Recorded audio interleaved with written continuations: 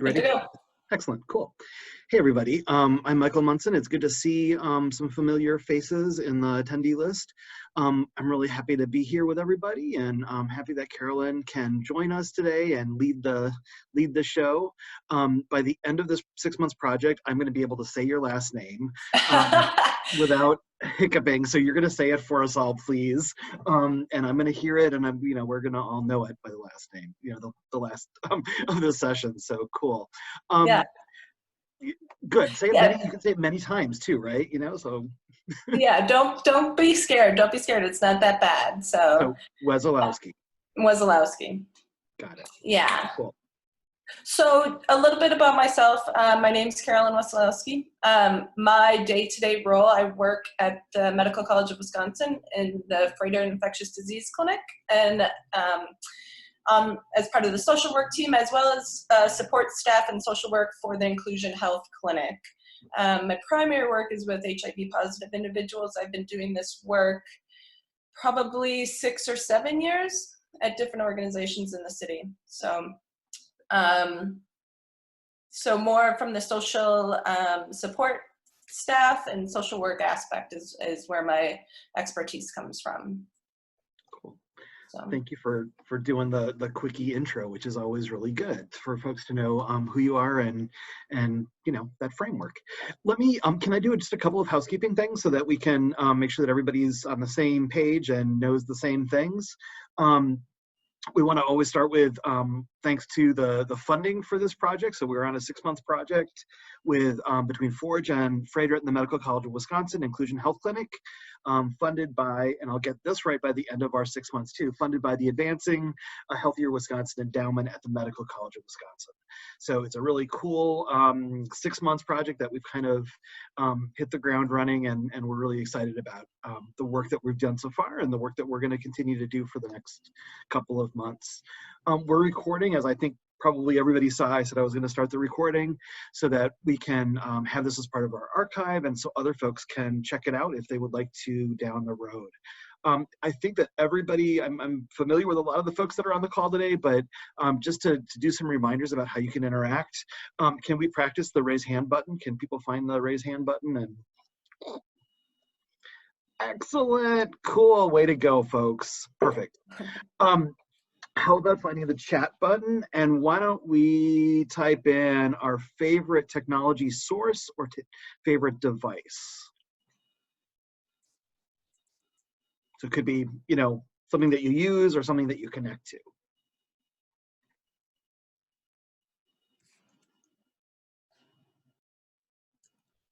So computer, is one person says. Battery on my new Moto G Power. That's cool. PlayStation, laptop. Excellent. I wasn't expecting to see battery, so that's really cool. Android, phone, perfect. So those are some of the things, and I'm sure we're going to talk about those things and many more as we move forward. And there's the Raspberry Pi again. We get to hear about Raspberry Pi a lot, so that's very cool. So Carolyn, at the end, I'd like to just make sure we have time at the end because I'd like to review what's coming up next week. But I wanted to turn things over to you, and you can take us through wherever you'd like to take us, and then folks can ask you questions by raising their hands or by chatting. Yeah, Cool. I'll let you control the raise hand because that's too much for me. Yep. And I will feed you the questions, and we'll do it smooth. It will be fine. Perfect. So talking a little bit today about ways to stay connected or get connected for folks who may have no tech or low tech in the time where we are asked to keep our distance and stay safer at home. So looking to talk creatively about ways that we can, as is so important for connection, for well-being, to kind of stay together, because we're all in this together, right? So we all know and can feel the importance of social connectedness, right? To chat a little bit about that, we know studies show that it's a core psychological need.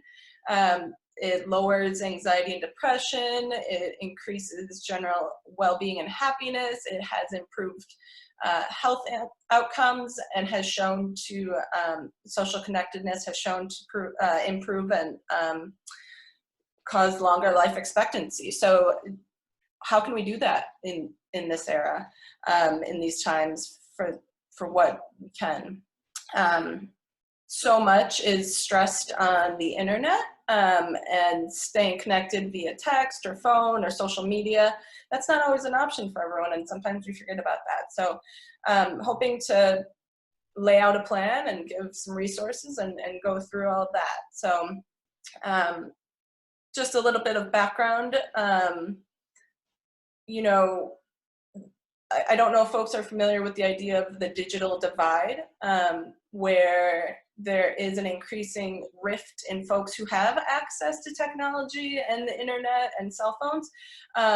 It's definitely income-based, and it's definitely being exacerbated in this time of COVID-19, where folks are losing jobs, income shifts. There's so many facets to this. So I saw a statistic that in half of all Wisconsin counties, less than 60% of households had smartphones, which that's quite a bit. That's a lot.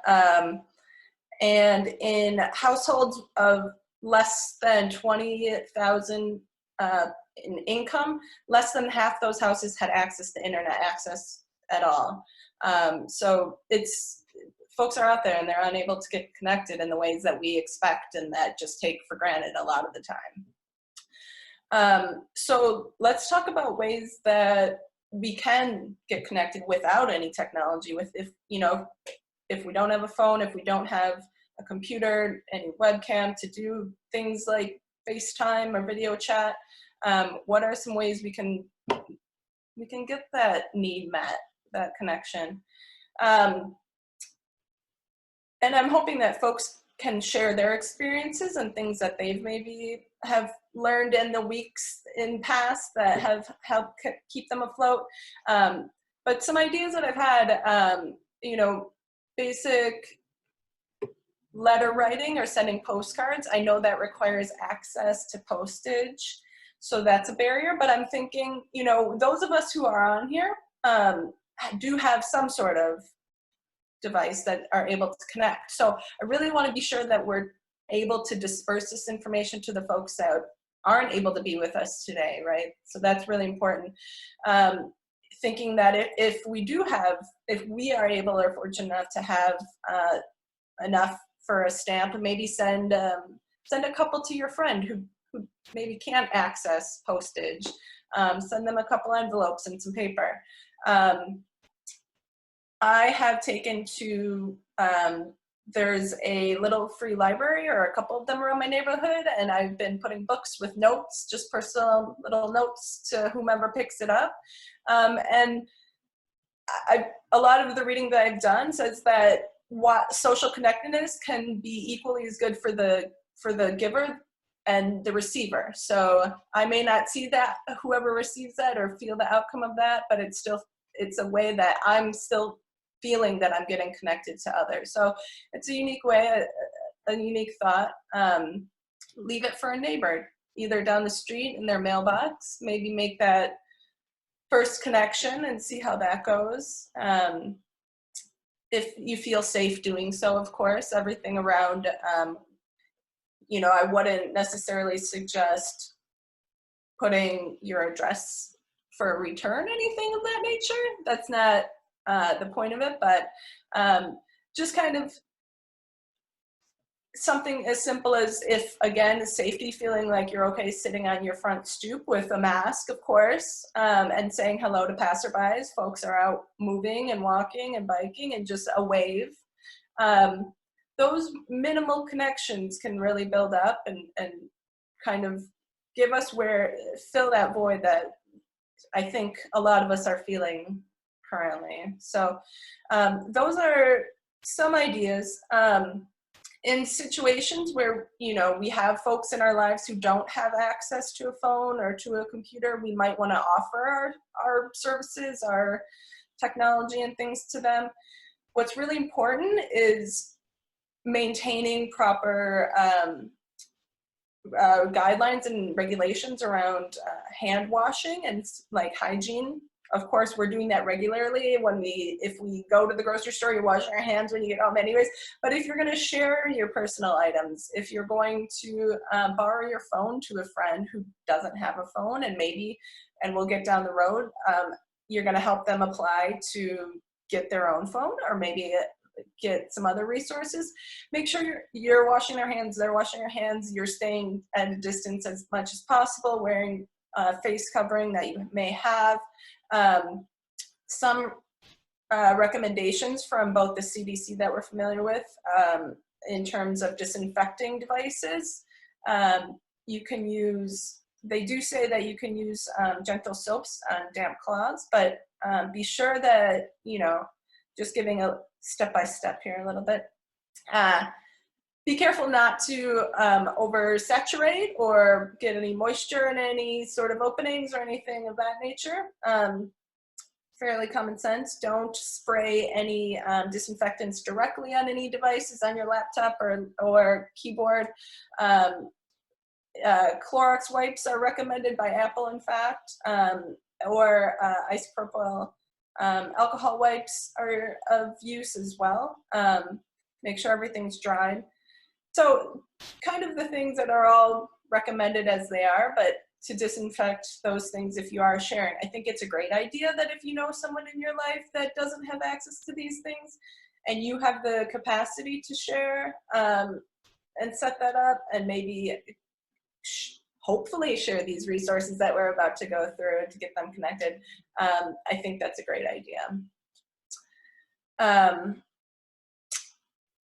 Some other things that came to mind, I'm thinking about folks, I work in a medical clinic. I think about folks who have medical visits. Not everyone, as we're talking, has a telephone, has a computer, can do telehealth.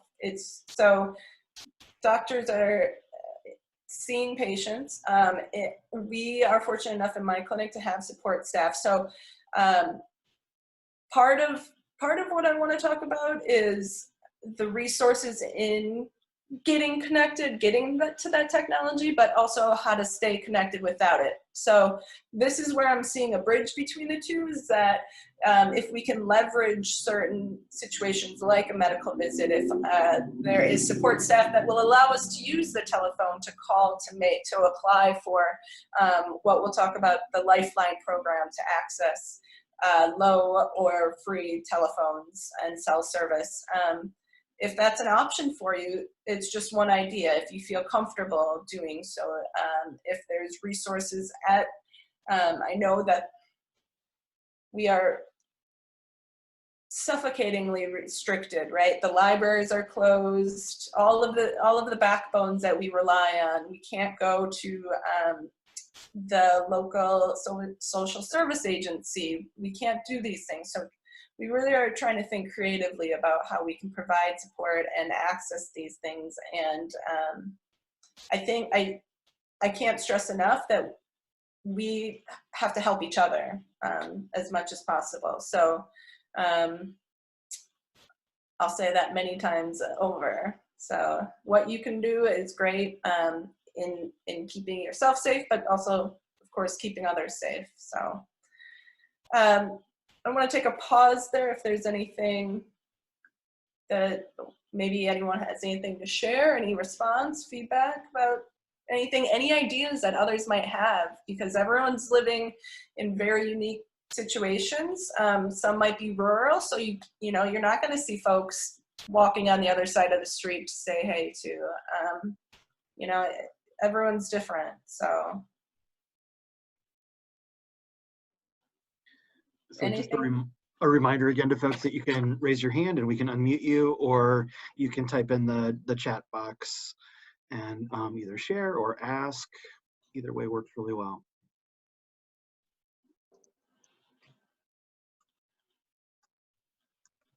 This is Loree. These are not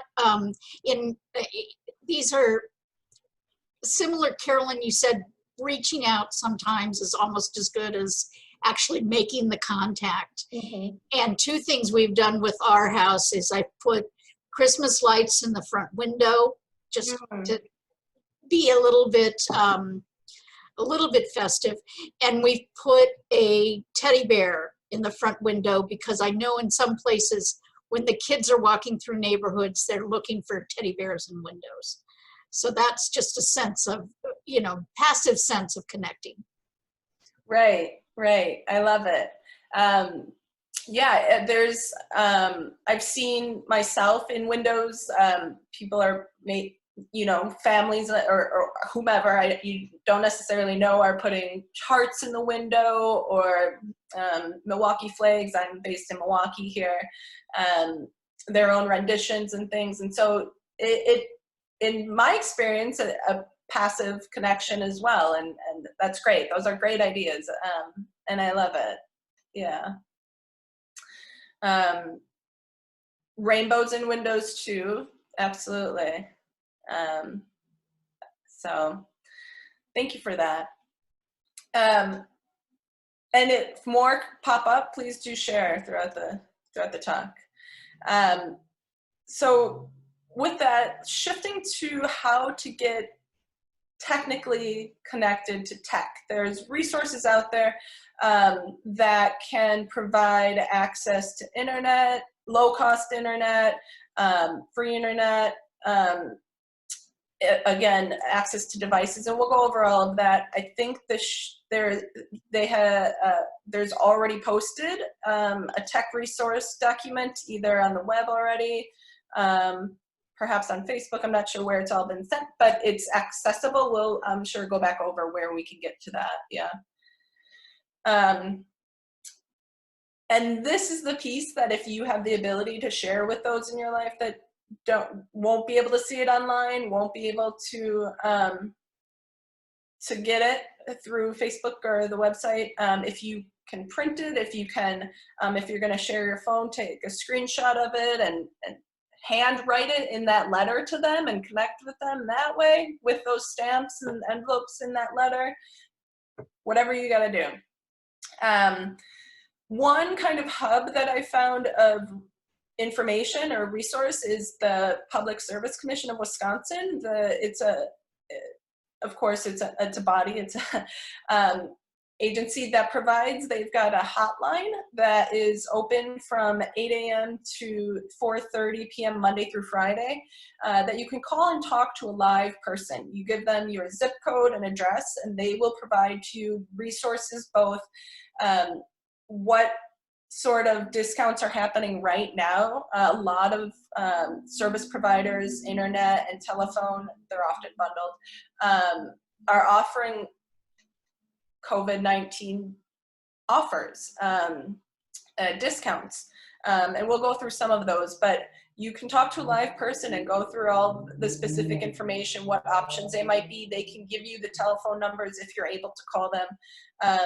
For AT&T, for Spectrum, they can give you all that information in addition to some other resources, again, that we'll go over, and how to access devices such as laptops.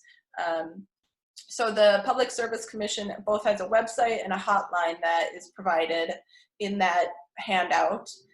They also, in their website, have an interactive Wi-Fi hotspot map. All hotspots, Wi-Fi hotspots, are free and accessible. Sometimes you would run into them, you'd need a code, even if they were like a public hotspot.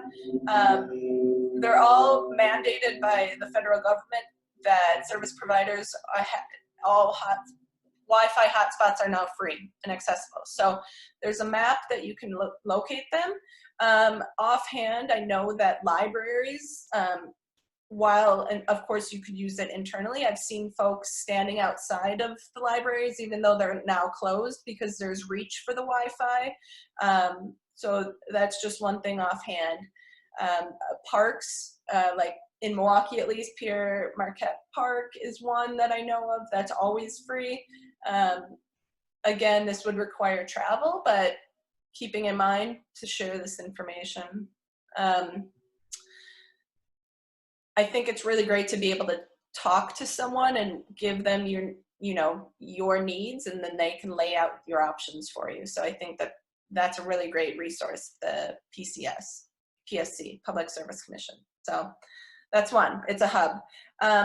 Talking about accessing to specific devices like a telephone, folks may have heard previously about like getting a government phone. I often hear that in my work by my patients and my clients that I work with, like who don't have phones, and we need to, you know, how do we get them connected? How do we make sure that I can reach them so that they can get to the doctor and help support them? The Lifeline Support Program is a federal program that is for individuals of low income that can access, and it's based on household. You can access either a cell phone or landline services based on eligibility. And so that I'll just go over that briefly. The Lifeline Support Program is less than, the household must be less than 135% of the federal poverty level, which is about $17,000, $17,266. That is one way you can qualify. Or if you're enrolled in the state of Wisconsin, for instance, as we're talking to folks, in Food Share or SNAP, in Badger Care, if you are an SSI recipient, if you receive veteran benefits or tribal benefits, eligibility and enrollment in those programs also make you eligible for the Lifeline program, which is really great. I've walked people through application. They do have a paper application. Unfortunately, you have to access that online. I reached out, so it's kind of farmed out to wireless service providers, and AT&T is one of them, but you can't just go to an AT&T store to fill out an application. They direct you to call their corporate line. The Lifeline program can be kind of confusing in that you can go to the lifelinesupport.org site and apply there. They have a link to apply there, or they have a listing by your zip code where you can contact the direct service providers and apply through them. So it's a great resource. It's really expansive. It's actually not so scary, but there's just a lot of avenues into that program. What it looks like is you apply, you have to provide verification of either your income or verification of enrollment in something like Food Share. And that would be, it's been as easy for me as taking, I was applying online, or I have applied online with folks, and taking, this would require a phone, acknowledging our limitations here, sending a photo of your Food Share card, your Quest card, with your name on it, or of your Forward Health card. You can send, if you're sending it by mail, you can send what you receive from your local consortia, what you receive in Food Share when you do your renewal each year. Those are just some ways you can go about providing that verification. It does require renewal each year. The agency Lifeline Support Program does try to renew. They check your eligibility independently, and if they're unable to verify your eligibility on an annual basis, they'll reach out to you at the last known address in writing for you to provide additional verification. So that might be a little too much information, but I want to be clear. It's a great resource, and it's a jumping off point to have a phone. They are smartphones. Currently, during COVID-19, they've released the limitations on minutes. They are otherwise limited in terms of how many minutes. Each service provider has different limitations, and you can add additional minutes and then data limits. Those have been lifted currently for all providers. Can I jump in for a second and ask you a question? Yeah, please. So you said it was, obviously you have to be online in order to like access these things. And you said it was a little bit complicated to fill out the paperwork, if you will. I'm wondering if you are somebody that people could reach out to for that help or not. And I will offer that Shelley on our team is definitely somebody that people can reach out to. Are you somebody that people can Yeah, I'm absolutely happy to walk anyone through that process. If we've been creative about it, how to do that from someone who, I would love to be able to help someone enroll in the Lifeline program to access. Cool. And maybe before we leave, you can share the information of how people can contact you. Thank you. Yeah. And can I distract for a kind of take us offline a little bit? There was a question about if people wanted to donate their old computer equipment, where to do so. And in the chat, there's been PCs for People. Are there other recommendations for where people can donate? Yeah, so PCs for People, so someone knows about it. I can't read the chat, so forgive me, it's moving too fast scrolling. PCs for People is both a place that you can donate equipment that will be refurbished then, and is accessible to folks who are income eligible under 200% of the federal poverty level, which I think is closer to 25,000. So yes, you can donate to PCs for People. The other one that takes donations is Digital Bridge, which is very similar. PCs to People, I think we've included, Digital Bridge is included.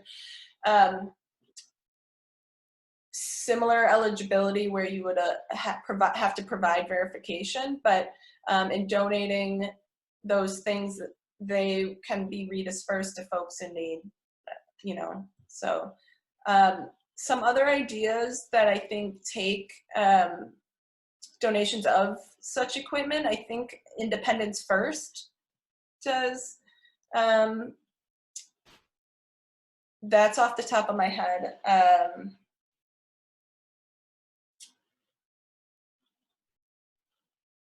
Yeah, that's who I can think of that would have the ability to kind of redistribute it appropriately. So, well, thank you for sharing those. Yeah.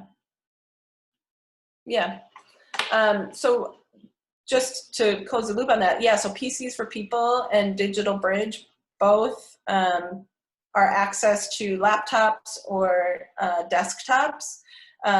In the similar fashion you would apply for that. It's based on, so if you've got something to donate, please do, because it's based on what they've got to provide. So they're great resources to give and get, both with higher income limits. Both also of those, it's income eligible, again, or enrollment in one of those income-based government programs that we talked about, Medicaid, Badger Care, Food Share, including SSI and those things. Let me see. So in connecting the computer piece, Spectrum is local, I think, to Milwaukee, but I think it's across the state. I still want to plug the Public Service Commission, because they list all the local, you can type in your zip code, they will give you all of the service providers. If you're not already a customer of one of them, you have options. But Spectrum is pretty wide reaching, as is AT&T. Both have discounted programs right now. Both are offering 2 free months to folks during this pandemic. Spectrum specifically, for new customers, you have to have a student of elementary, high school, or university age to be eligible for that promotion.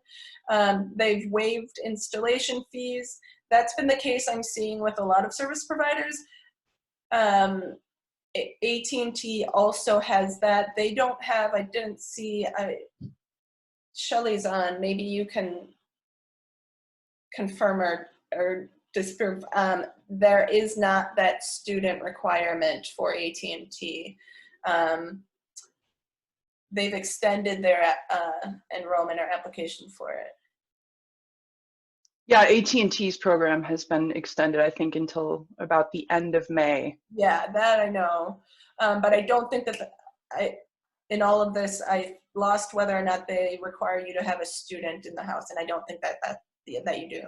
Our fact sheet tells us that, so I'll check it and throw that in the chat box. How's that? Perfect. Thank you for clarifying that. So there are options for getting discounted both services and devices.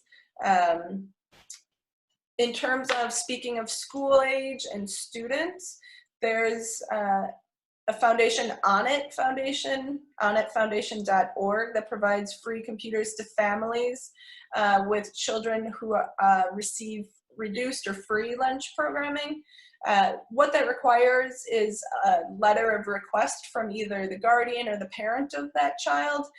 It also requires a letter from the school itself. It needs to be a public school directed that's separate from the request from the parent and guardian, or parent or guardian. So those are the two pieces for Onit Foundation. That one is across the United States. I think that they have a pretty good supply when I looked into it, and fairly simple to write a letter of request and have the schools send one off as well. Yeah.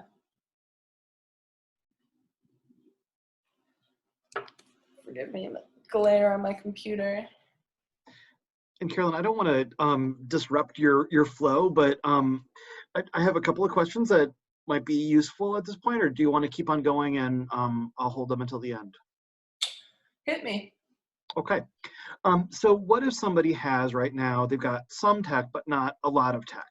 So they've got, what do you call a not smartphone? A regular cell phone that's not, no video capability. They don't have a webcam. They don't have a laptop or tablet. And their providers want them to engage in telehealth, or their therapist is, providing services by video. How can people address their lack of tech with those providers? What solutions are there? Sure. I can speak from a clinic standpoint. And it is true. Ideally, to reduce, risk of transmission and contact with other folks, providers are generally requesting telehealth, video preferable, with the understanding that not everyone has access to that. I encourage folks to, if you've got an established visit that's upcoming and the clinic reaches out and says, this is going to be a phone visit, do you have the ability to do like a video visit? What is your capacity? Are you able to do that?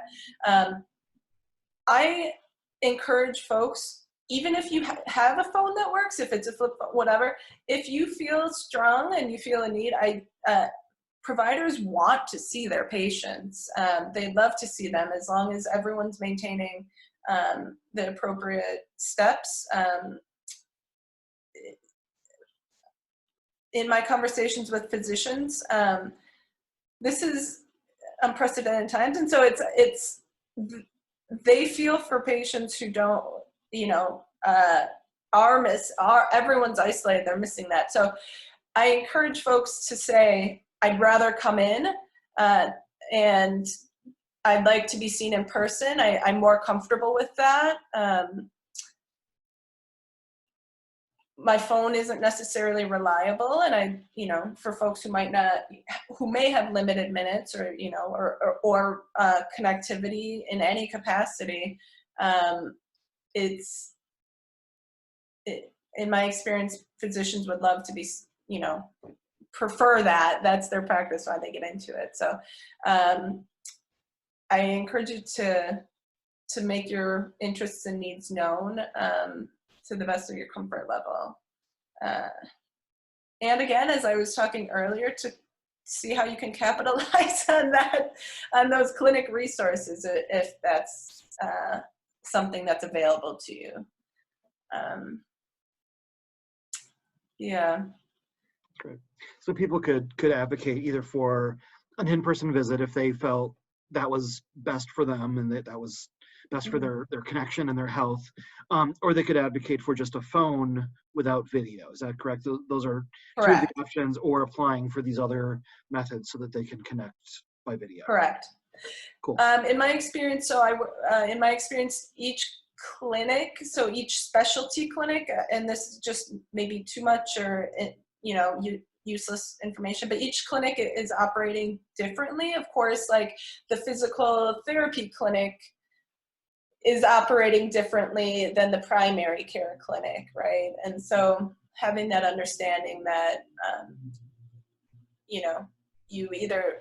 a lot of things are pushed off as non-essential. And I know that there's a lot of awareness of, and that folks are feeling like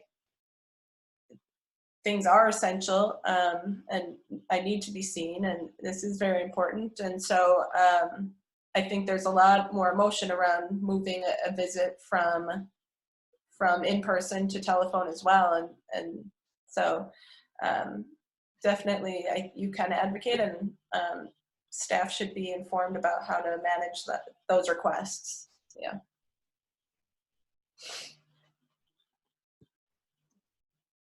I do have one other question that has come in through the back end, if you'd like that now, or I can wait as well. So the question is around accessing things, so not about medicine, not about connecting with friends or family, but around people who have severe health issues and they want to order groceries or order supplies or toilet paper, and they can't do it online because they don't have an online method to do so. Are there ways that people can order those supplies, groceries or toilet paper or whatever it is, through a regular phone, or what might be the best way for somebody to do that if they don't want to leave the house, if they don't want to, if that's risking their health to do so? Yeah, certainly. And so to be clear, an individual would prefer to order necessary items over the phone. Yeah. So I would connect to it. So my initial thoughts on this, I like to game plan about things to come from a lot. So bear with me as I kind of throw out ideas undeveloped thus far.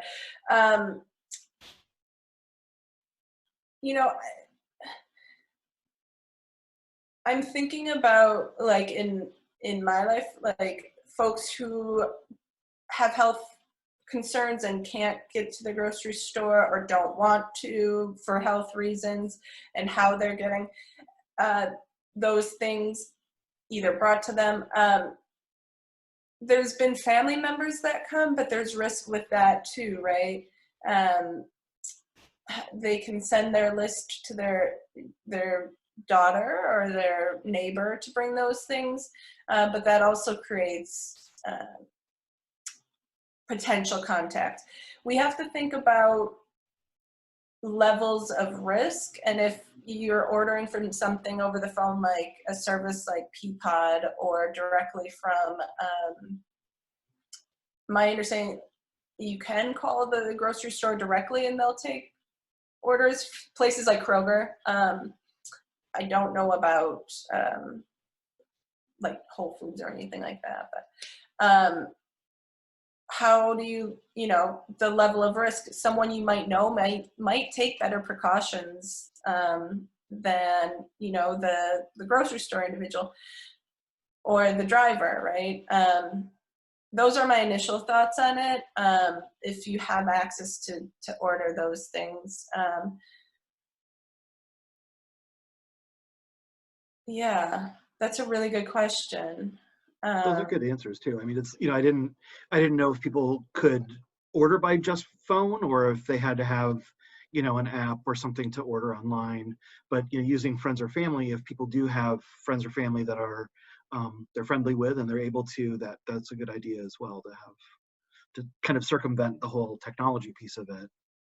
Yeah, that's what I'm seeing, and I've seen like order over the phone at least at one local place, but you know, and I'm sure things are moving in the direction of app or online, and things change so rapidly. Of course, you know, some places don't have the capacity to shop for folks, but yeah. So that's a good question. Cool. Can we take a pause for a second and see if anybody has questions or comments? There's been a lot of information kind of coming towards people, and that might have stimulated some questions for folks. Again, people can raise your hand and we can unmute you, or you can ask in the chat box.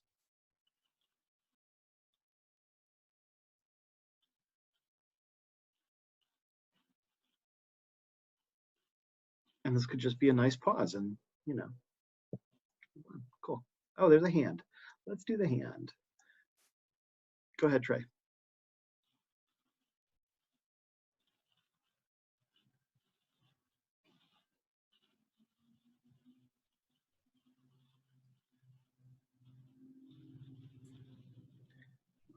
Trey, I think you're unmuted.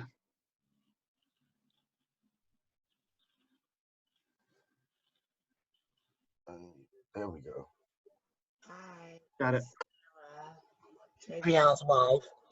We were sitting here listening and discussing what you guys are talking about. And I'm wondering, is there an organization out there that has people who are willing to go out and deliver those, you know, those items? What if we don't have family, you know, or I'm not in a position who don't have anyone, but we are in a position where we have, you know what I'm saying, a family member that can go out and deliver to those who can't. So is there an organization that we can offer assistance to?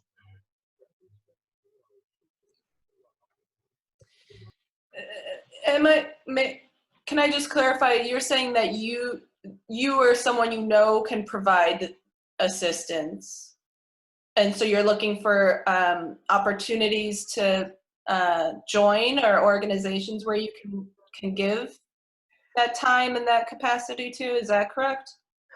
Right. Travion and I are trying to motivate.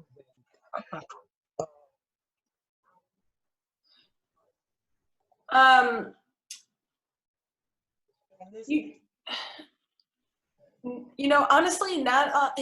So what's coming to mind, I want to share this as a, you know, if we're talking about groceries and food, and those things are at the forefront of my mind, even though we're talking about tech. And so I want to answer what folks are needing.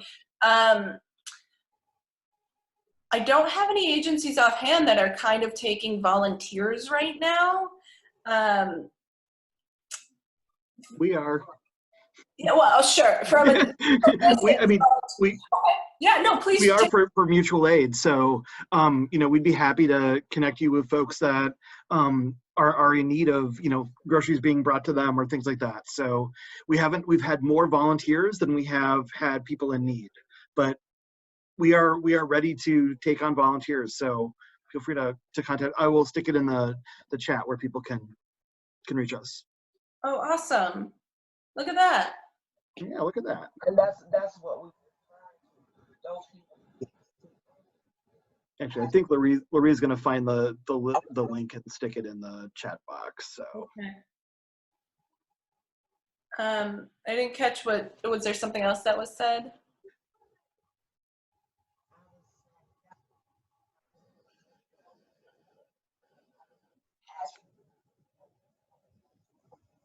Technology readily available.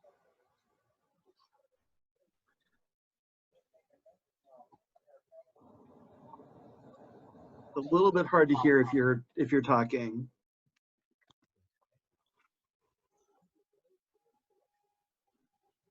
Yes, that's what we were referring to. Those people who do not have the technology, who can only make phone calls, you know what I'm saying, ask for deliveries. You know, how are those people getting the help that they need if they can't go to the internet and ask?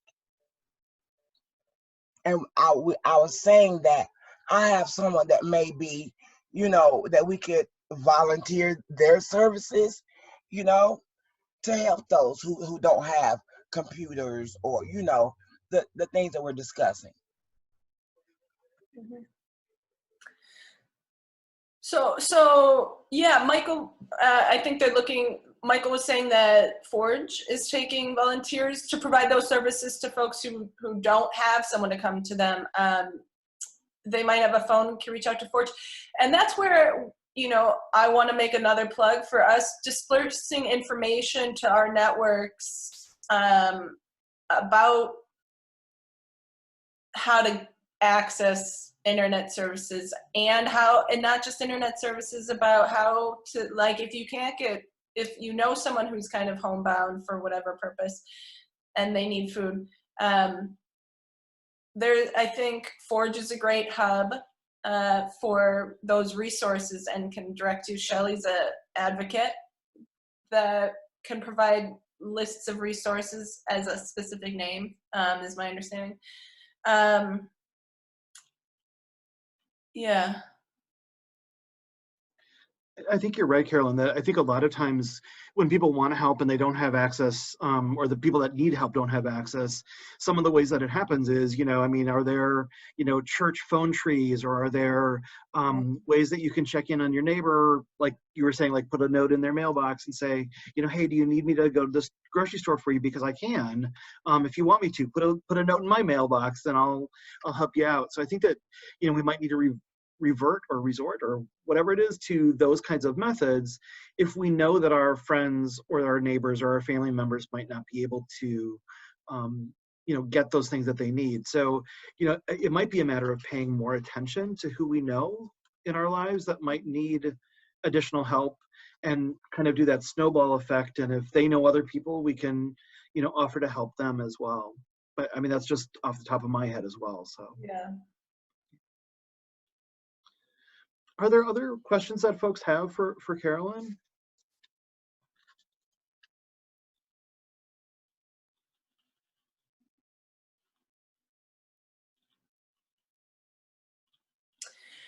What would be the best way for me to provide contact information so that folks can reach me? We specifically talked about Lifeline support program application and things like that. I know that we're also acknowledging, we're talking about the barriers for things like email and telephone. But I can be reached in a number of ways. But what's best? Are you able to chat whatever information that you'd make public to folks in the? Yeah. And I would be happy to send out to folks afterwards as well what you should. Okay. Okay. I'll put it in there. Okay. And if that's too difficult right now, we can, like I said, we can send it out afterwards. You want me to do it all? Sure. Yes. And as Carolyn's typing, folks can think of other questions that you might have around, you know, things like cell phones, things like laptops, things like webcams, things like internet. What kinds of questions might folks have about getting access or connecting with other people?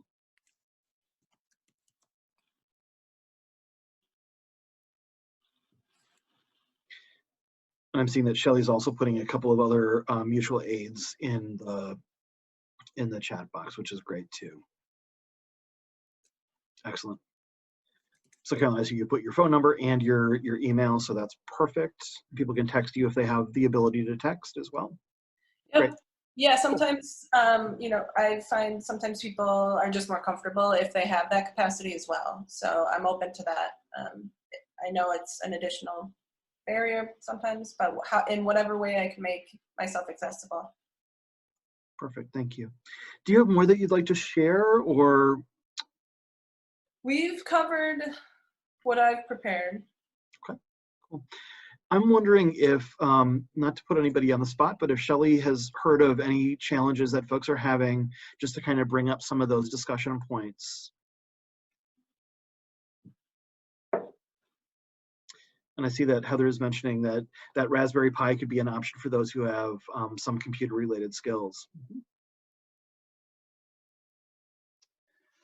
Yeah, well, I really thank Carolyn for walking us through all of that. And a lot of those services are really great services. I think the only thing I would potentially underscore, I assume you all are hearing me. Can I confirm that? Okay, great. You know, if folks need help, you know, following up on these things, or, you know, figuring out how to get these things done, you know, we can also just, you know, literally sit down and do those things together, or figure out some way to coordinate, helping if folks want some additional help figuring out, you know, who to call for a cell phone, and try to find out if that company's participating in Lifeline, or, you know, figuring out what the eligibility requirements are for the AT&T or Spectrum internet. So, you know, we can offer some additional assistance with those things. You know, and the only other thing I've been thinking about is, because I'm looking for content online at home these days, is whether folks maybe have ideas to share about good and useful sources of content right now. Whether it's, you know, educational stuff for folks who have, you know, little nibblings in their lives that they're now expected to teach, or, you know, if we're just looking for some entertainment. I would be super interested to hear if folks have things they want to add in comments or the chat box, if I can just take this over. But some of the resources that I think are really great that I think people don't always know about, there are a few that I would mention and that I use myself. So the Milwaukee County Federated Library System. So all of the cities that have libraries in Milwaukee, which I guess I assume that's all of them, all of our libraries throughout the county, even from different cities, are all connected under an umbrella, and that's our federated library system. And so if you go to that website, which I'll put in the chat box, there is like a ton of stuff there, and a lot more than books. So we can get ebooks, books that we can download and read. There are audio books that you can just stream, you know, right on your phone or your iPad or your computer. And so like that means you don't even have to go to the library, you know, to get a CD if you like to listen to, you know, what us oldsters used to call books on tape. So you can get a book on tape right on your phone. Magazines. I read The New Yorker for free, courtesy of the Milwaukee County Federated Library System. There are thousands of magazines, popular magazines, that you can get for free through the library. So I'm a big library fan. And I think they're doing cards. I think they're issuing cards as they've opened up with some partial services since the newer safer at home order. So I think we can get cards at the library, and once you have that card, then you can sit in your living room with that card number and find all kinds of good stuff. But there are other places like organizations called Gender Spectrum, and their website is genderspectrum.org. And that's a website that I really like. They have a ton of content on there for, you know, people of all different ages and families, and, you know, they've got content on there about teaching, about gender. So this whole website is about just learning about gender and gender issues, about how to share those with other people. There's great family stuff on there for folks to do together.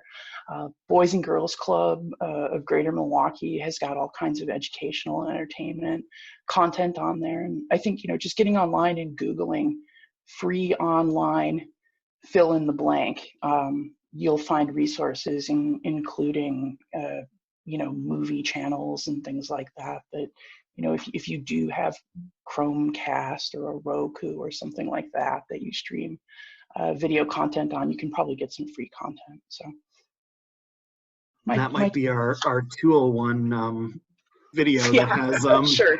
What's Chromecast, what are the other things. But so if folks can get connected to a smartphone or some kind of a tablet or something through one of you, they can then access some of those content sites to then have either entertainment or education going with that.